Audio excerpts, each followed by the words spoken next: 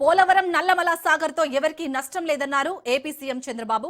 కాళేశ్వరంపై తాము ఎప్పుడూ అభ్యంతరం చెప్పలేదని అన్నారు. తెలంగాణకు ఏ విధంగా నష్టం జరుగుతుందని, తెలుగు జాతి ప్రయోజనాల కోసం అభ్యంతరాలు ఉండకూడదని తెలిపారు.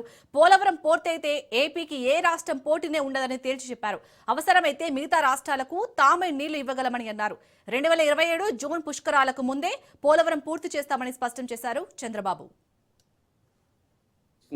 గ్రావిటీ అంటే ₹1 ఖర్చు పెట్టకుండా మనం ఇరిగేషన్ కి ఇచ్చే అవకాశం. ఇక్కడ వాడుకున్న నీళ్లు శ్రీశైలంలో పొదుపు చేసి రాయలసీమకి ఇచ్చాం. ముందు ప్రారంభం మాత్రం పట్టిసీమ 10 ఏళ్లు బ్రహ్మాండంగా సర్వీస్ చేసింది పట్టిసీమ.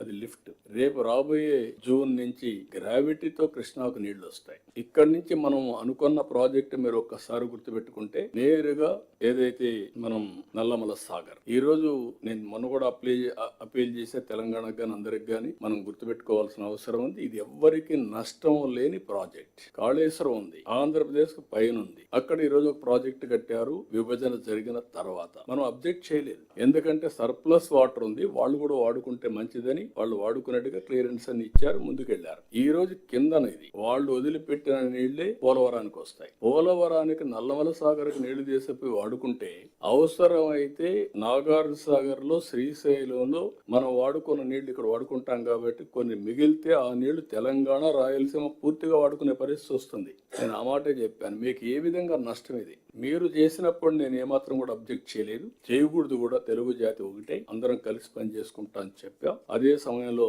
87% పోలవరం పనులు పూర్తి చేశాం. డయాఫామ్ వాల్ మొత్తం గోదావరిలో కలిసిపోతే మళ్ళీ కొత్త డయాఫామ్ వాల్ కట్టి ఈ సంవత్సరం 87% మొన్నే పూర్తయింది. రాబోయే మార్చికి పూర్తవుతుంది. జూన్ లోపల పుష్కరాల లోపల ఈ ప్రాజెక్ట్ ని జాతికి అంకితం చేస్తాం. పోలవరం టు